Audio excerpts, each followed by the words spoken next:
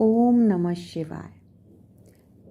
इस मृत्युलोक में मानव से जाने अनजाने या भूलवश बहुत सारे पाप कर्म हो जाते हैं जिनका हमें ज्ञान तक नहीं होता।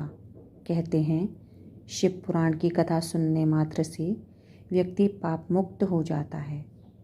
शिव पुराण की कथा कहने, सुनने एवं इसका प्रसार करने से न केवल व्यक्ति बल्कि पूरे समाज का कल्याण होता है। अतः पूर्ण भाव से श्री शिव महापुराण का श्रवण करें। आपके सामने प्रथम अध्याय प्रस्तुत है। शीर्षक है शौनक जी के साधन विषयक प्रश्न करने पर सूत जी का उन्हें शिव पुराण की उत्कृष्ट महिमा सुनाना।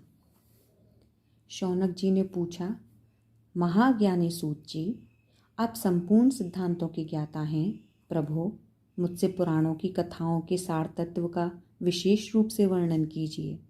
ज्ञान और वैराग्य सहित भक्ति से प्राप्त होने वाले विवेक की वृद्धि कैसे होती है तथा साधु पुरुष किस प्रकार अपने काम, क्रोध आदि मानसिक विकारों का निवारण करते हैं। इस घोर कलिकाल में जीव प्राय आसुर स्वभाव के हो गए हैं। उस जीव समुदाय को शुद्ध बनाने के लिए सर्वश्रेष्ठ उपाय क्या है? आप इस समय मुझे ऐसा कोई शाश्वत साधन बताइए जो कल्याणकारी वस्तुओं में भी सबसे उत्कृष्ट एवं परम मंगलकारी हो तथा पवित्र करने वाले उपायों में भी सर्वोत्तम पवित्र कारक उपाय हो। तात, वह साधन ऐसा हो जिसके अनुष्ठान से शीघ्र ही अंतःकरण की विशेष शुद्धि हो जाए तथा उससे निर्मल चित्त वाले पुरुष को सदा के लिए शिव की प्राप्ति हो जाए। इस पर सूत जी कहते हैं, मुनिश्रेष्ठ शौनक, तुम धन्य हो, क्योंकि तुम्हारे हृदय में पुराण कथा सुनने का विशेष प्रेम एवं लालसा है। इसलिए मैं शुद्ध बुद्धि से विचार कर तुमसे परम उत्तम शास्त्र का वर्णन करता हूँ। वत्स, वह संपूर्ण शास्त्रों के सिद्धांत से संपन्न, भक्ति आदि को बढ़ाने वाला तथा भगवान शिव को संतुष्ट करने वाला है। कानों के लिए रसायन, अमृत स्वरूप तथा दिव्य है। तुम उसे श्रवण करो। मुने, वह परम उत्तम शास्त्र है।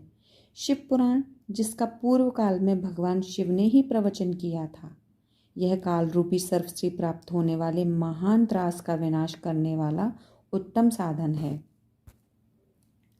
गुरुदेव व्यास ने सनत कुमार मुनि का उपदेश पाकर बड़े आदर भाव से संक्षेप में इस पुराण का प्रतिपादन किया है। इस पुराण के प्रेरण का उद्देश्य है कलयुग में उत्पन्न होने वाले मनुष्यों के परम हित का साधन।